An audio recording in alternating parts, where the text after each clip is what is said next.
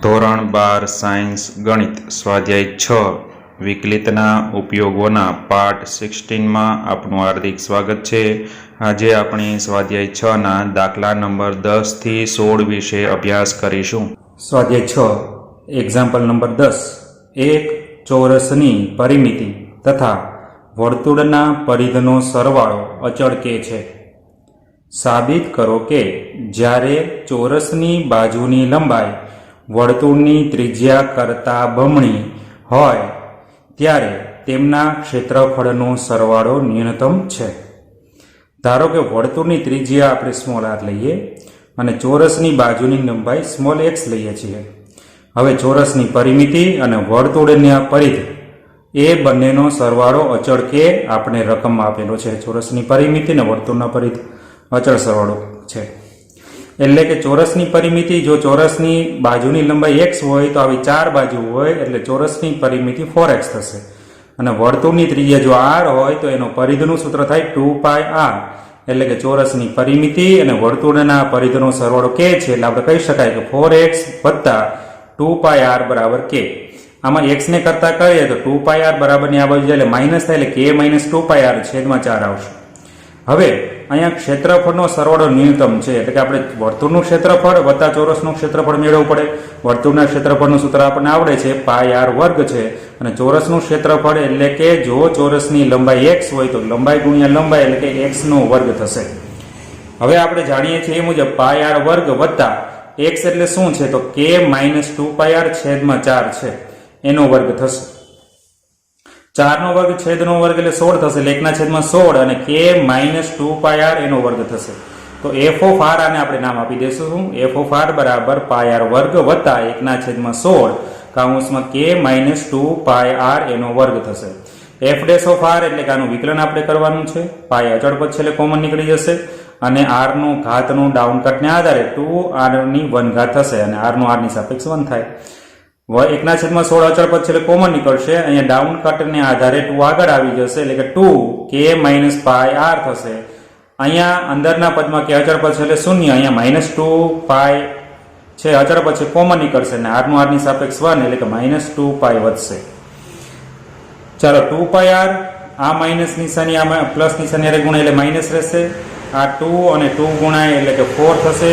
4/16 એટલે પાઈના છેદમાં કેટલું રહેશે 8, 4 રહેશે, ચોકે ચોકે 16 થઈ જશે, પાઈ અહીં આગળ બી આવશે અને k - 2πr થશે। f double dash of r એટલે કે 2π અચળ પદ છેલ્લે કોમન નીકળે, r નું r ની સાપેક્ષ 1 વિકલન થશે, -π/4 અચળ પદ છેલ્લે કોમન નીકળે, k અચળ પદ છેલ્લે 0, -2π કોમન નીકળશે અને r નું r ની સાપેક્ષ 1 થશે એટલે -2π વધશે। આ -2π અને -π/4 નો ગુણાકાર કરો એટલે તમને જવાબ મળશે π/2, એટલે કે f double dash of r બરાબર 2π + π/2। હવે f ડેશ ઓફ r બરાબર 0 લઈએ તો આપણે 2πr - π/4 × k - 2πr બરાબર 0 થાય, એટલે કે 2πr અને k - 2πr ના છેદમાં 4 એટલે k - 2πr ના છેદમાં 4 એટલે આપણે શું લખી શકીએ x લખી શકીએ, એટલે અહીંયા x આવશે અને આ પાઈ રહેશે એટલે કે πx બરાબર 0। આ બંને પદમાંથી આપણે પાઈ કોમન કાઢીએ એટલે કે 2r - x બરાબર 0 થશે। પાઈ શૂન્ય નથી તો કોણ શૂન્ય હશે? 2r - x જ શૂન્ય હશે, કારણ કે આ બેનો ગુણાકાર 0 છે, એટલે 2r - x બરાબર 0, એટલે 2r બરાબર x થશે। r ને કરતા કરીએ તો x/2 થશે। r બરાબર x/2 આગળ f double dash of r, f double dash of r એટલે કોણ 2π + π/2, 2π છે ધન પદ છે અને π/2 એ ધન, બે ધન પદોનો સરવાળો ધન થાય એટલે ધન જ થશે, એટલે r બરાબર x/2 આગળ f ઓફ r ન્યૂનતમ છે, એટલે કે f ઓફ r એટલે શું તો કે વર્તુળનું ક્ષેત્રફળ અને ચોરસના ક્ષેત્રફળનો સરવાળો ન્યૂનતમ છે। આમ x બરાબર x/2 છે તો અહીંયા 2 અહીંયા ગુણાકારમાં લે તો 2r બરાબર x થયું। આમ કહી શકાય ચોરસની બાજુની લંબાઈ એટલે કે x વર્તુળની ત્રિજ્યા r કરતા બમણી હોય, આ ત્રિજ્યા કરતા બમણી હોય ત્યારે તેમના ક્ષેત્રફળનો સરવાળો કેવો થાય છે? ન્યૂનતમ, જે આપણે હમણાં સાબિત કર્યું। ચાલો એના પછીના એક્ઝામ્પલ તરફ આપણે આગળ વધીએ તો આ દાખલો બોર્ડમાં પૂછાઈ ગયેલો છે મિત્રો, ખાસ તમે યાદ કરજો। એક્ઝામ્પલ નંબર 11 એક બારી લંબચોરસ પર અર્ધવર્તુળ ગોઠવેલ હોય તે આકારની છે। તો અહીંયા એક લંબચોરસ આપ્યું છે, એની ઉપર અર્ધવર્તુળ ગોઠવ્યું છે, આવી એક બારી છે। બારીની કુલ પરિમિતિ તમને 10 મીટર આપી દીધી છે। બારીમાંથી મહત્તમ પ્રકાશ પ્રવેશી શકે તે માટે બારીના પરિમાણ શોધવાના છે. મહત્તમ પ્રકાશ ક્યારે પ્રવેશી શકશે? તો કે આ બારીનું ક્ષેત્રફળ મહત્તમ હોય. ક્ષેત્રફળ એટલે કે અંદરની આ જગ્યા બે મહત્તમ હોય તો મહત્તમ પ્રકાશ પ્રવેશી શકે. તો આ લંબચોરસ બારી છે, ઉપર આપણે અર્ધવર્તુળ મૂકવું છે એટલે ત્રિજ્યા આખી થાય ને એટલે નીચેની બાજુની લંબાઈ આપણે 2x લેશું, એટલે કે લંબાઈ એની 2x લેશું અને ઊંચાઈ છે ને એ y આપણે લેશું. બે બાજુ y થશે. આ 2x એટલે આ અર્ધવર્તુળની ત્રિજ્યા આ xx થઈ જશે. એટલે આપણે ધારણા કરીએ, ધારો કે બારીની લંબાઈ 2x છે અને અર્ધવર્તુળની નીચેના લંબચોરસની ઊંચાઈ y છે. અર્ધવર્તુળની નીચેનું જે ચોરસ છે એની લંબાઈ કેટલી છે? y. ઊંચાઈ y છે. અર્ધવર્તુળની ત્રિજ્યા xx થશે. હવે બારીમાંથી હવાની મહત્તમ આવન જાવન માટે બારીનું ક્ષેત્રફળ મહત્તમ હોવું જોઈએ. અહીં બારીની કુલ પરિમિતિ 10 આપેલી છે. તો બારીની પરિમિતિ એટલે શું? તો કે 2x આ થશે અને y અને y એટલે 2y થશે. અને બીજું અર્ધવર્તુળ છે, વર્તુળનો પરિઘ 2πr થાય, પણ અહીંયા r તરીકે ત્રિજ્યા તરીકે x છે એટલે 2πx થશે. પણ અર્ધવર્તુળ છે એટલે એનું અડધું એટલે πx થશે. એટલે એનો તમને માપ આપ્યું છે 10 આપ્યું છે રકમમાં, એટલે 2y ને કરતા કરો એટલે શું થશે? 10 છે. આ બે પદ આ બાજુ જાય એટલે કે -2x અને -5x થશે. હવે બારીનું કુલ ક્ષેત્રફળ એટલે કે લંબચોરસનું ક્ષેત્રફળ નીચેનું અને ઉપરના અર્ધવર્તુળનું ક્ષેત્રફળ. બારીનું ક્ષેત્રફળ એટલે કે 2x ગુણ્યા y થશે અને અર્ધવર્તુળનું ક્ષેત્રફળ એટલે વર્તુળનું ક્ષેત્રફળ πx વર્ગના છેદમાં 2 એટલે અર્ધવર્તુળનું ક્ષેત્રફળ થશે.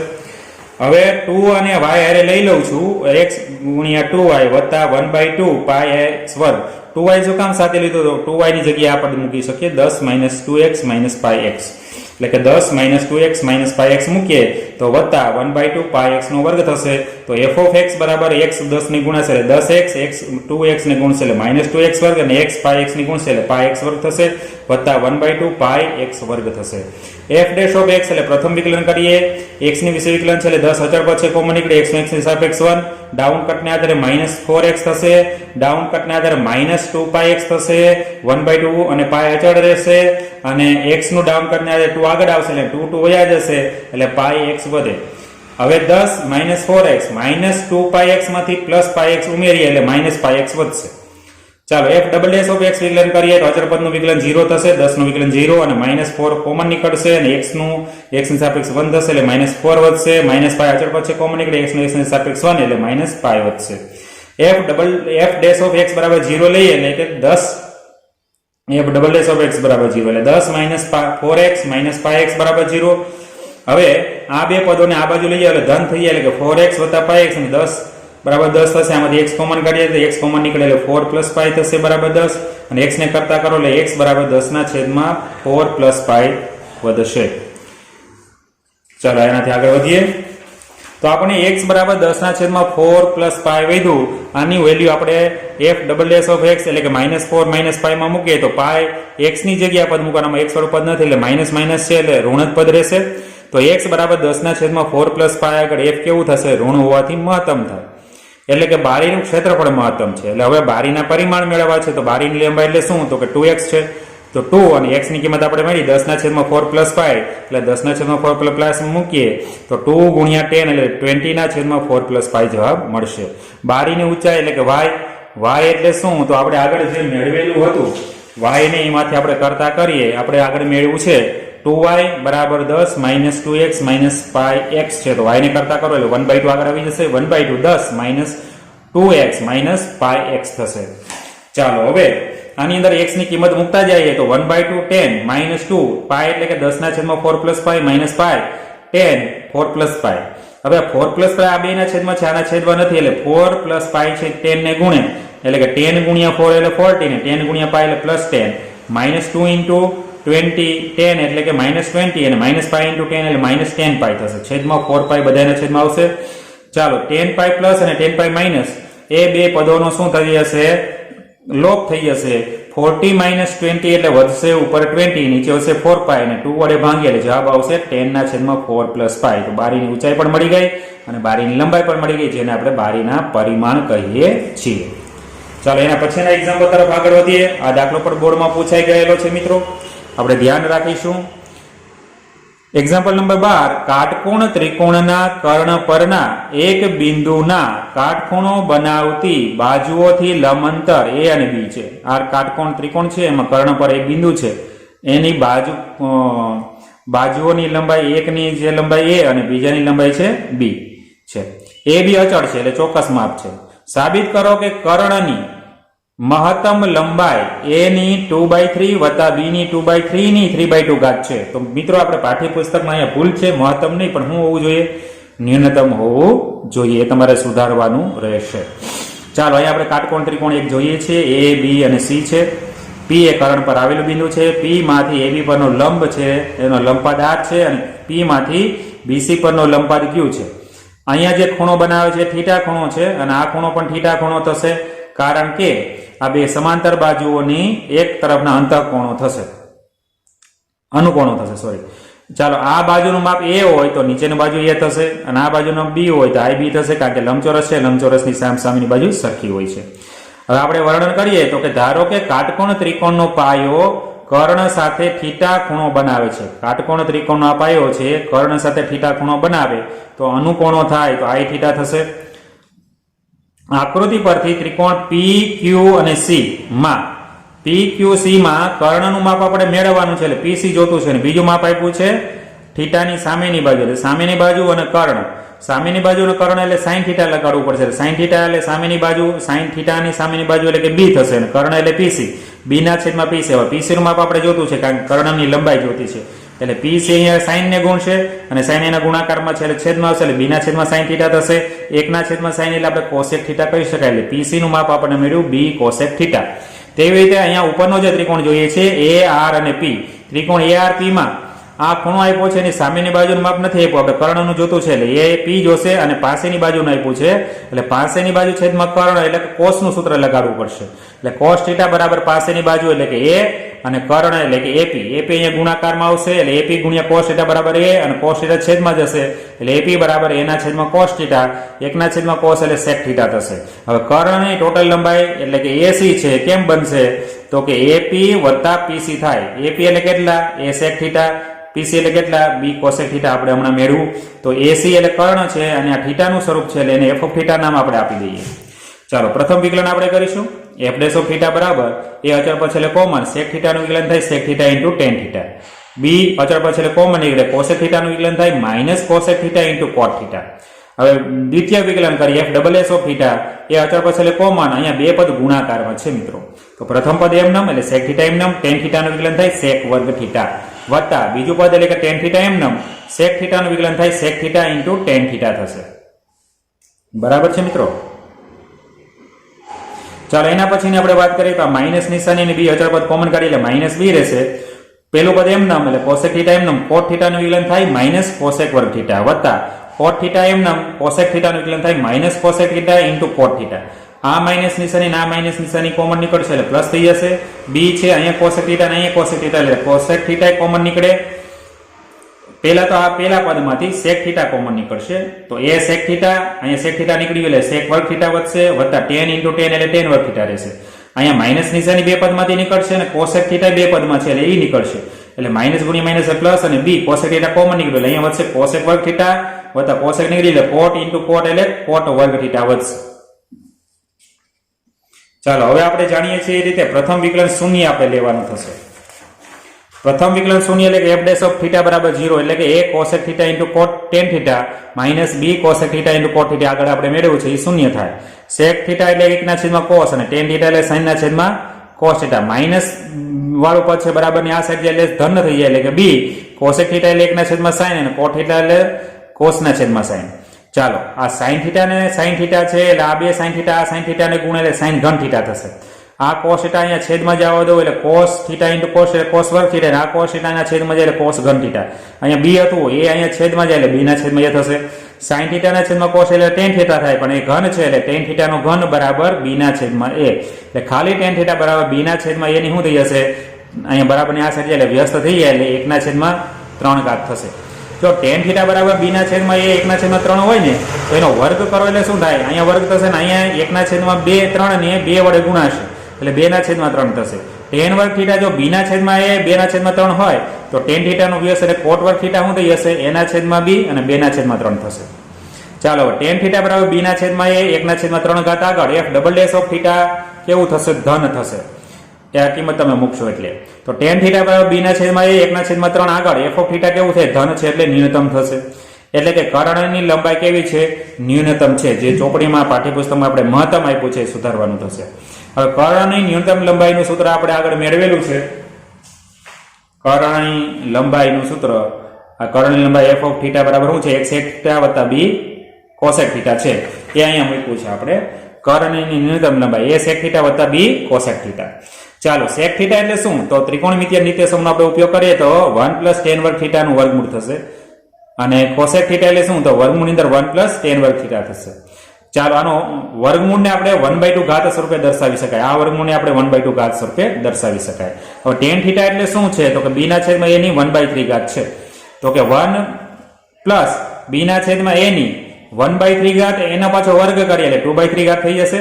એવી રીતે અહીંયા કોટ વર્ગ થીટા એટલે શું થશે? તો આપણે આગળ મેળવ્યું છે એ રીતે 1 + b a ના છેદમાં b ની 1/3 ઘાત 2/3 ઘાત થઈ જશે. જે અહીંયા હમણાં તમને સમજાયું ની 1/2 ઘાત ની 1/2 ઘાત.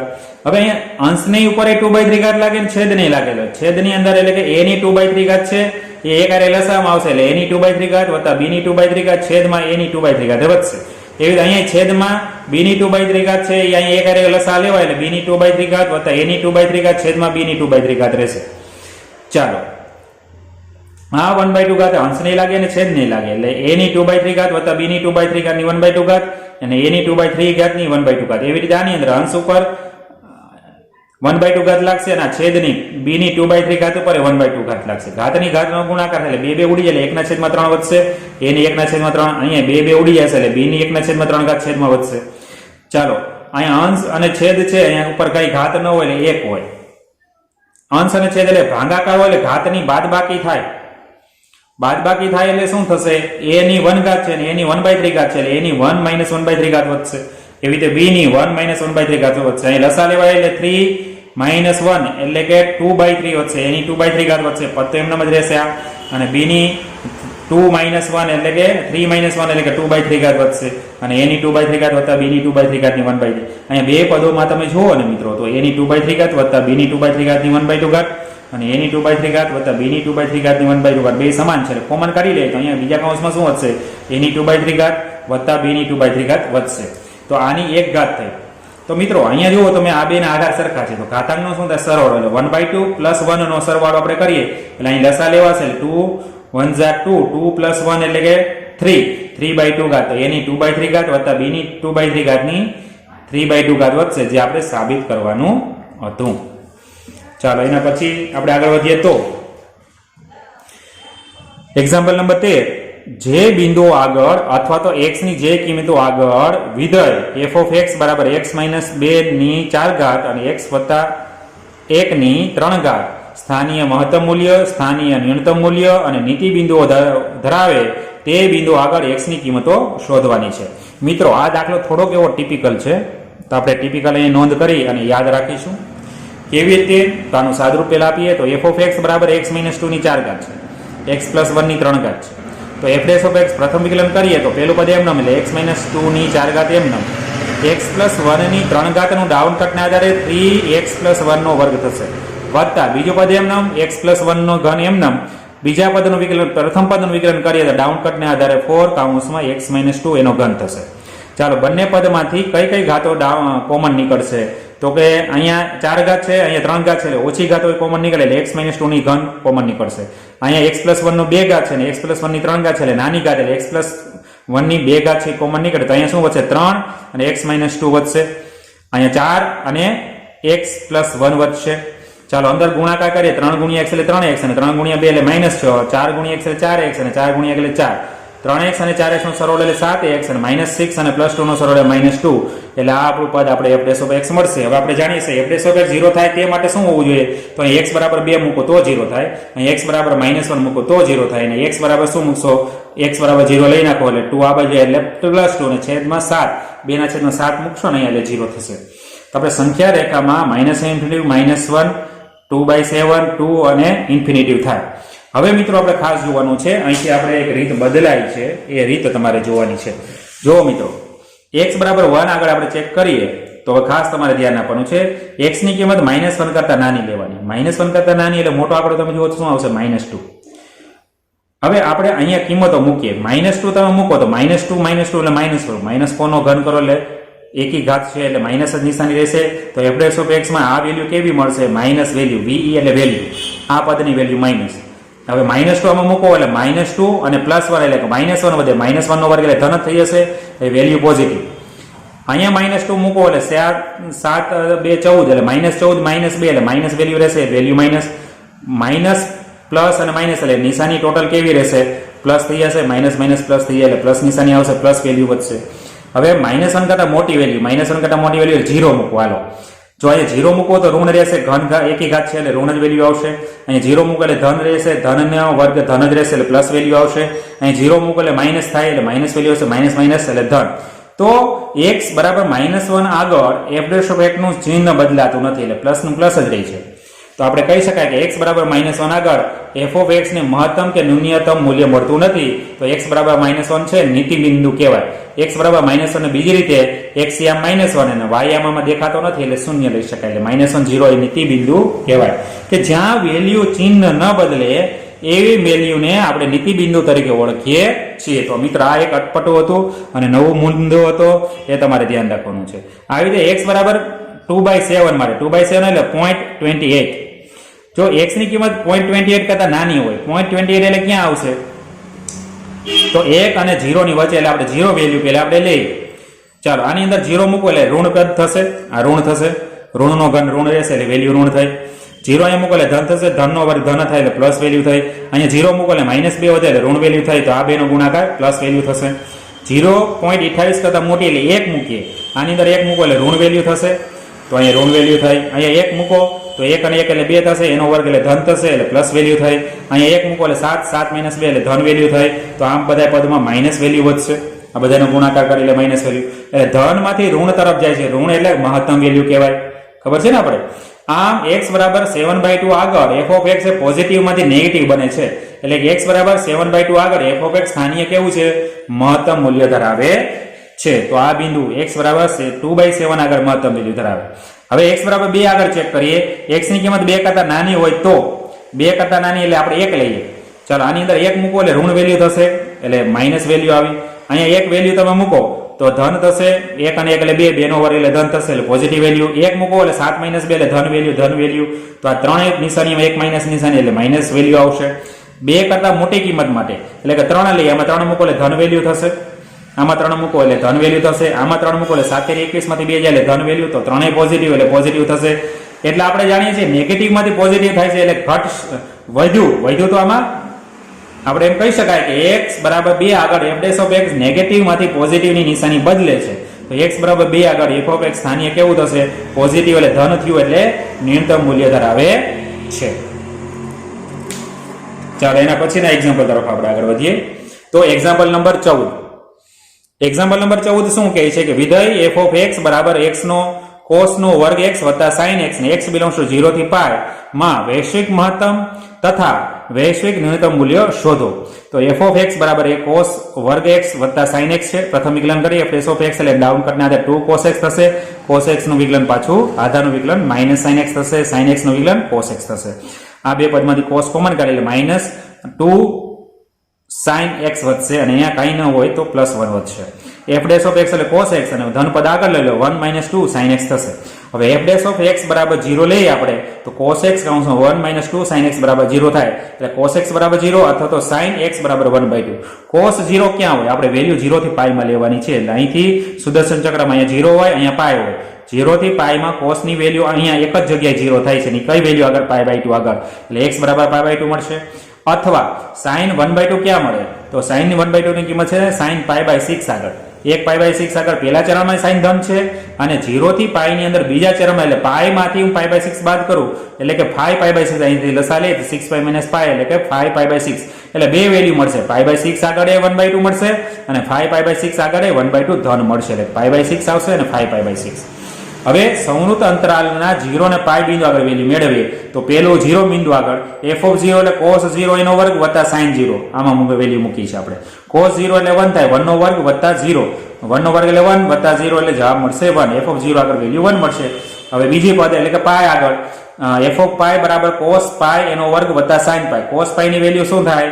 cos પાઈ ની વેલ્યુ તમે અહીં જુઓ તો અહીંયા પાઈ છે, પેલું વેલ્યુ cos ની વેલ્યુ, cos પાઈ ની વેલ્યુ -1 એટલે કે -1 નો વર્ગ અને sin પાઈ ની વેલ્યુ એટલે બીજું પદ એટલે એ sin ની વેલ્યુ બતાવે છે 0, -1 નો વર્ગ એટલે +1 થશે. ચાલો હવે f ઓફ પાઈ બાય 2 આગળ 3 આપણે જે વેલ્યુ મળી એની આગળ વેલ્યુ મેળવીએ. f ઓફ પાઈ બાય 2 એટલે કે cos વર્ગ પાઈ બાય 2 વત્તા sin pi by 2. cos pi by 2 એટલે 0 થાય, 0 નો વર્ગ વત્તા sin પાઈ બાય 2 એટલે 1 થાય એટલે જવાબ મળશે 1. f ઓફ પાઈ બાય 2 ની value 1. f of pi by 6 ની વેલ્યુ cos વર્ગ પાઈ બાય 6 વત્તા sin પાઈ બાય 6. cos વર્ગ પાઈ બાય 6, cos ની પાઈ બાય 6 ની વેલ્યુ √3/2 એનો વર્ગ વત્તા sin પાઈ બાય 6 ની વેલ્યુ 1/2. અરે √3 નો વર્ગ એટલે 3 થશે, 2 નો વર્ગ એટલે 4, 3 ના છેદમાં 4 વત્તા 1 ના છેદમાં 2. અહીંયા 2 કરવા હોય, 2 ના છેદ સરખા કરવા માટે તો ઉપર 2 વડે ગુણવું પડશે એટલે 3 વત્તા 2 છેદમાં 4, 3 અને 2 એટલે કે 5 ના છેદમાં 4 થશે. એવી રીતે f ઓફ પાઈ બાય 6 ની વેલ્યુ cos વર્ગ પાઈ બાય 6 વત્તા sin pi by 6, 5 pi by 6. cos pi by 6 ની વેલ્યુ થાય √3/2 એનો વર્ગ થશે અને 1/2 થશે.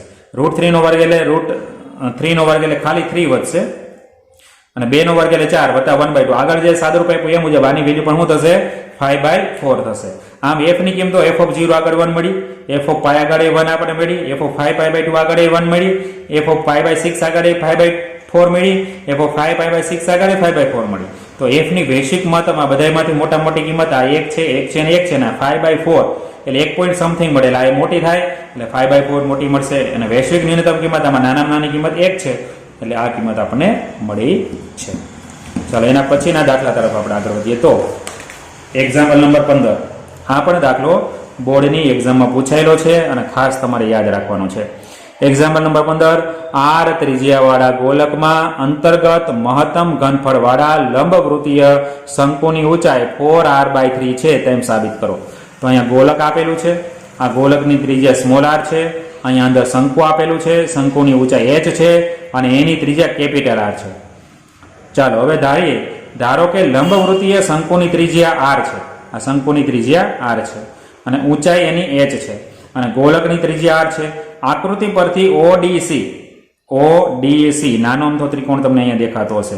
ODC માં આની કિંમત r છે, આખી ઊંચાઈ h હોય અને ઉપરનો ગોલકની ત્રિજ્યા r હોય તો આ નાના ભાગની o થી d નું માપ કેટલું થશે? h - r થશે. તો એ ODC ત્રિકોણની અંદરની વાત કરીએ તો એક બાજુ એટલે h - r, આ બાજુ જે નાની બાજુ આપી છે એનો વર્ગ, કાટખૂણાની એક બાજુ અને કાટખૂણાની બીજી બાજુ r એનો વર્ગ એ કર્ણના વર્ગ બરાબર થાય એટલે r ના વર્ગ સ્મોલ r વર્ગ બરાબર થાય. h - r ના વર્ગનું સાદુરૂપ આપીએ એટલે h વર્ગ -2hr વત્તા r વર્ગ થશે વત્તા કેપિટલ R વર્ગ વત્તા સ્મોલ r વર્ગ. સ્મોલ r સ્મોલ r વયા ગયા, આ બે પદ બરાબરની આ સાઈડ જાય એટલે કેવા થઈ જશે? માઈનસ થી પ્લસ થઈ જશે અને પ્લસ થી માઈનસ થશે એટલે કેપિટલ R વર્ગ બરાબર 2hr - h વર્ગ થાય. હવે શંકુના ઘનફળનું સૂત્ર v બરાબર 1/3 પાઈ r વર્ગ h છે, આપણે જાણીએ છીએ. તો આને f ઓફ h બરાબર 1/3 પાઈ r વર્ગ એટલે આપણે હમણાં મેળવું 2hr - h વર્ગ એ થશે એટલે 2hr - h વર્ગ ઇન્ટુ h. આ h અંદર ગુણાય એટલે 2rh નો વર્ગ થશે અને h વર્ગ ગુણ્યા h એટલે h ઘન થશે. ચાલો આનું પ્રથમ વિકલન કરીએ. f' ઓફ h બરાબર π/3 અચળ પદ કોમન નીકળશે. અહીંયા ડાઉન કટને આધારે 4rh થશે, અહીંયા ડાઉન કટને આધારે 3rh વર્ગ થશે. f' ઓફ h એટલે π/3 અચળ પદ છે કોમન નીકળે, 4r અચળ પદ કોમન નીકળે, h નો h ની સાપેક્ષ 1 થાય એટલે 4r વિકલન થશે. અહીંયા ડાઉન કટના આધારે -6h થશે. હવે f' ઓફ h બરાબર 0 થાય એ આપણે જાણીએ છીએ. આ નિયમનો આપણે ઉપયોગ કરવો છે એટલે આપણે એમ કહી શકીએ કે 4/3 4rh - 3h નો વર્ગ બરાબર 0 થાય. π/3 અહીંયા 0 આરે ગુણાય એટલે વયું જશે એટલે 4rh - 3h નો વર્ગ બરાબર 0. આ બે પદમાંથી h કોમન કાઢીએ એટલે કે 4r - 3h બરાબર 0. બે પદનો ગુણાકાર 0 છે પણ h 0 ન હોય કારણ કે એ શંકુની ઊંચાઈ છે. તો કોણ 0 હશે? તો કે 4r - 3h છે એ 0 હશે. તો 3h બરાબર આ સાઈડ એટલે ધન થઈ જાય એટલે 3h બરાબર 4r, h ને કરતા કરો એટલે 4r/3 થશે. આ કિંમત આપણે f' ઓફ h માં મૂકવાની થશે. તો h બરાબર 4r/3 આગળ f' ઓફ h બરાબર 4/3 4r - 6 છે, h ની જગ્યાએ પર 4r/3 મૂકીએ તો અહીં 3 દુ 6 છેદ ઉડશે એટલે અહીં 2 ગુણ્યા 4 એટલે 8r, 4r - 8r એટલે -4r થશે એટલે ઋણ પદ છે એટલે 0 કરતાં નાની કિંમત મળી એટલે મહત્તમ મૂલ્ય થાય. તો h બરાબર 4r/3 આગળ f ઓફ x મહત્તમ છે એટલે કે શંકુનું ઘનફળ મહત્તમ છે. તેથી કહી શકાય કે મહત્તમ ઘનફળવાળા લંબવૃત્તીય શંકુની ઊંચાઈ જે આપણે આગળ મેળવી 4r/3 છે. એક્ઝામ્પલ નંબર 16 જોઈએ મિત્રો. ધારો કે f એ સમૃદ્ધ અંતરાલ ab પર વ્યાખ્યાયિત વિધેય છે. પ્રત્યેક x બિલોંગ્સ ટુ ab માટે f dash of x greater than 0 હોય તો સાબિત કરો કે f એ સમૃદ્ધ અંતરાલ ab પર વધતું વિધેય છે. હવે આપણે આગળ જાણીએ છીએ એ રીતે બે હું આંકડાઓ લઉં છું. ધારો કે x1 અને x2 એવા આંકડા છે કે જે ab અંતરાલની વચ્ચે આવેલા છે, જેમાં x2 મોટો છે અને x1 કેવો છે? નાનો છે. f એ વિવૃત અંતરાલ ab પર વિકલનીય હોવાથી આ બે આંકડાઓ પણ આપણે લીધા છે. x1 અને x2 આ ab ની અંદરના છે, તો એ અંતરાલ પર પણ વિકલનીય થશે અને સમૃદ્ધ અંતરાલ ab પર સતત થશે. એટલે મધ્ય કમાન પ્રમાણે આપણે જે આગળ શીખી ગયા છીએ કે c belongs to x1 x2 મળે કે જેથી f ડેશ ઓફ c બરાબર f of x2 minus f of x1 છેદમાં x2 માઇનસ x1 થાય. આ મધ્ય કમાન પ્રમાણે આપણે આગળ શીખ્યા છીએ મિત્રો. ફરીવાર તમે એનું રિવિઝન કરી લેજો. હવે f ડેશ ઓફ x બરાબર 0 છે, x ની જગ્યાએ c મૂકો તો f ડેશ ઓફ c એ 0 કરતા મોટું થાય એટલે f ડેશ ઓફ c આ છે, તો આ આખું પદ પણ 0 કરતા મોટું થાય એટલે કે f of x2 minus f of x1 છેદમાં x2 માઇનસ x1 છે 0 કરતા મોટું થાય. આ પદ અહીંયા 0 ને ગુણાય એટલે f of x2 minus f of x1 0 કરતા મોટું થાય. f ઓફ x1 માઇનસ છે આ બાજુ એટલે ધન થઈ જાય, તો f ઓફ x1 મોટું છે f ઓફ x1. આમ x2 કરતા x1 મોટું હોય x1 કરતા, તો f of x2 A x1 કરતા મોટું છે. તેથી કહી શકાય f એ વિવૃત અંતરાલ ab પર ચુસ્ત વધતું વિધેય છે. આજના દિવસ માટે અહીં વિરામ લઈએ. ફરી મળીશું ત્યારે અભ્યાસ આગળ વધારીશું. આવજો.